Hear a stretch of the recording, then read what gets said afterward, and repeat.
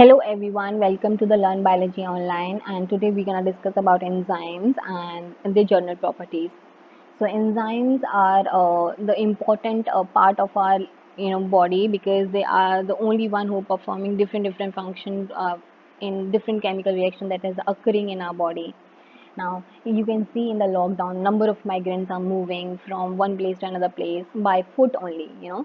So the amount of energy they have invested, the amount of time they have invested while traveling by foot from one place to another place is much more as compared to when we are traveling with aeroplanes or with the trains or with the car. So these enzymes are working as a vehicle. They enhance the rate of reaction. They enhance the amount of product that we are going to form, the time we are providing for a particular reaction. So they also reduce that particular time also. Okay, so the enzyme term was given by the Kohne. These are the macromolecule catalyst, or we call them biocatalyst. Bio means living organism. Catalyst means it enhances the rate of reaction. So any living system or a part of the system that is working to speed up the chemical reaction, then we call them biocatalyst. Now, most of the enzymes are proteinaceous in nature. They have a protein nature, while most there will be an exception that RNA also can work as an enzyme like ribozymes. Now, these enzymes, they themselves do not utilize in the reaction. So, they are not utilized in the reaction. They are not converted in any product. No, they are just working as they're working as a enhancer. So, they are not utilized in the reaction. They are working as a vehicle which can convert the substrate into a product, and then they can be reused. Okay, so here you can see this is an enzyme and this is a substrate.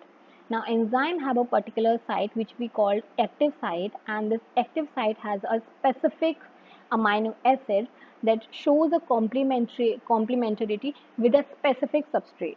Okay, when this specific enzyme and the specific substrate comes together, and then they form a complex that we call a ES complex. Now this enzyme now work as a catalyst. It will convert the substrate into a product and release the product. And this enzyme doesn't utilize in the reaction, but it is released after the reaction and then can be reused for another round. Okay, there's a number of modulator like activator or inhibitor who can activate the enzyme, or some are working as an inhibitor who inhibit the enzyme. They are highly stereospecific. I told you they are very specific for particular substrate. They enhance the rate of reaction by decreasing the activation energy. So we know that if okay, yeah, this is a y-axis and this is a x-axis. Okay, so if this is a substrate, when we are converting any substrate into a product without using any enzyme, so that much amount of energy we are, you know, putting into it. Okay, this is the activation energy without enzyme. But when we are converting any substrate with the help of enzyme, we are only putting this much of energy. You can see the difference. So the enzyme basically helpful in reducing this activation energy so that the rate of reaction can be enhanced. Now here, this is an example that at a particular time, like we are having a 5 minutes, and in 5 minutes, one substrate is converted into 10 products. And by using an enzyme, we can convert 10,000 of substrate into this much amount of product in 5 minutes only.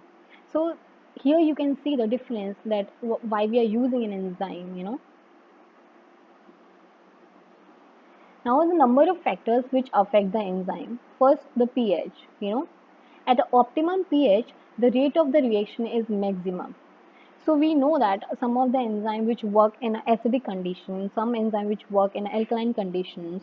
So if the acidic, enzyme do not get a acidic pH, then they will not work. They will not properly work because enzyme got distorted or enzyme will disrupt it.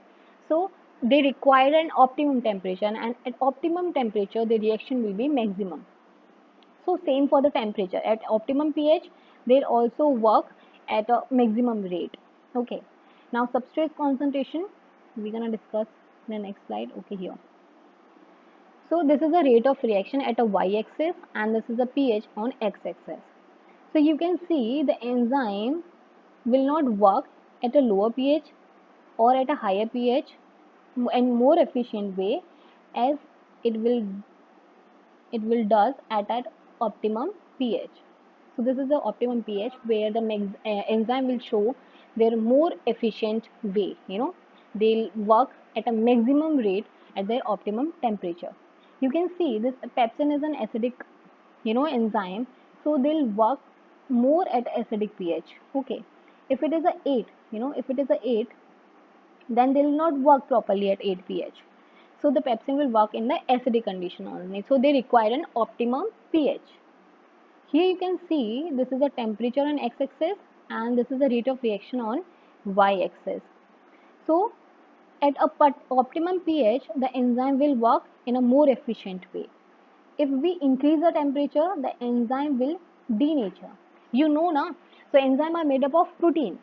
So if we provide a higher temperature to the protein will get denatured. So like enzyme will get denatured at high temperature. And when we decrease the temperature, then the availability of the substrate will be decreases because the enzyme will not work properly. So substrate will not be provided in that efficient way. So the rate of the reaction will be get down. Now, so this is substrate concentration at x-axis and the rate of reaction at y-axis. So initially, when you are providing a substrate, the whole reaction will depend upon the substrate. If you are providing a substrate, then the rate of reaction will increase, and that's why we are calling them a first order reaction. Why? Because the substrate concentration, one substrate concentration is required, okay, for any chemical reaction to occur. So the reaction depends upon the substrate concentration. And when the substrate concentration reached at their maximum, then we call them Vmax.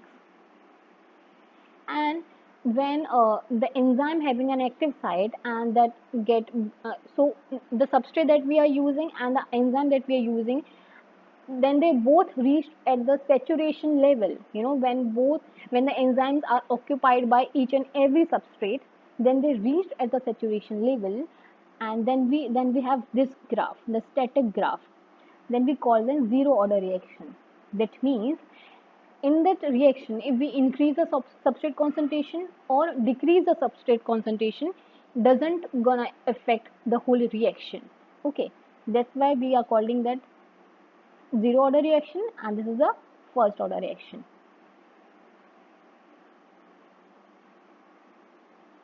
Now, enzymes are only made up of the proteins. We know that. Now, they are simple enzymes are those enzymes which are made up of only proteins. Example like pepsin and the trypsin. But there are few enzymes or number of enzymes also we can say. They have also called conjugate enzyme. Conjugate means some of another thing that bind with the enzyme for enhancing the rate of reaction, like metals will bind, or so cofactors will bind, so that the enzyme will work in more efficient way. Then we call them conjugate enzyme, and they have two parts. First, we have a protein part, the main enzyme. We call them apoenzymes, and the another non-protein part that has been bind, which is working as a conjugate within an enzyme, we call them cofactors. Another term that along with the cofactors we use, coenzyme. So there is a difference between cofactor and coenzyme. Cofactors are the inorganic molecules like metal ions, zinc, magnesium ion is used for the hexokinase enzyme. So they are the cofactors. While the coenzyme, when we are using an organic molecules. Okay. Now this complete protein part, that is apoenzyme, and the cofactor combined, then we call them holoenzyme. Holo means complete, complete enzyme. Now, when these cofactors, if they are tightly bound with the enzyme, these are basically, okay, sorry. The cofactors which bind with an enzyme, they are, they are bound with a very weak interaction, so they can be removed also. But if they bind very tightly, okay, then we call them prosthetic group. Okay, now the smallest enzyme is a peroxidase. I hope you all are able to see this. Just let me reduce the size.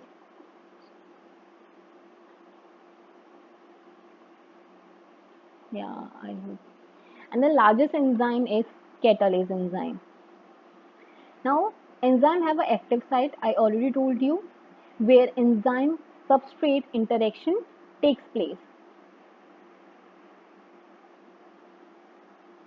And these are the non-covalent interactions, or we call them weak interactions. So they can easily remove. Here, this is an enzyme. This is an enzyme where they have an active site which consists of amino acid which shows complementarity with a substrate. Okay, they also have catalytic sites which basically responsible for catalyzing the whole reaction, and they also have allosteric site which can allosteric site like hexokinase. We also studied them as allosteric enzymes. So they have allosteric site, uh, which so we're gonna discuss in a later slide. And today we're gonna, I think today for today this is enough. In the next class we will discuss about small topics that has been asked in the enzyme portion. So thank you so much.